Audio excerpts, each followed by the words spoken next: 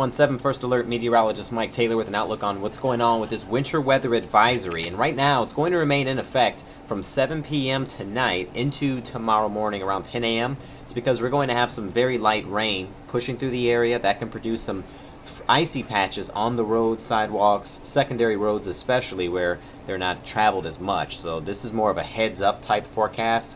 Even though it's going to look fairly dry or uneventful as far as the weather goes, you're going to want to take it easy out there when you step out and about and when you're out in the commute for your Wednesday morning. So here's a look at Futurecast, and it keeps most of these numbers below freezing, and that also plays a role in the potential to see some slick spots out there. As far as the temperatures are concerned, eventually we will get above freezing. The problem is that's not going to happen until Wednesday. So from Wednesday morning, that's when we'll see this cold front sweep in.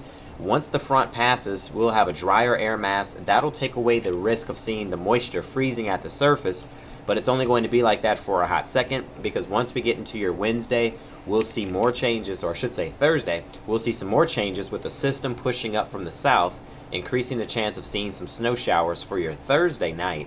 And after that, all attention's going to switch to the next system that's going to push in, going beyond that. So for tonight, 26 degrees, winter weather advisory in effect, freezing drizzle, the primary concern. Once we get into the day tomorrow, we'll have a high temp of around 34. It's going to be some morning slick spots out there, so just a heads up.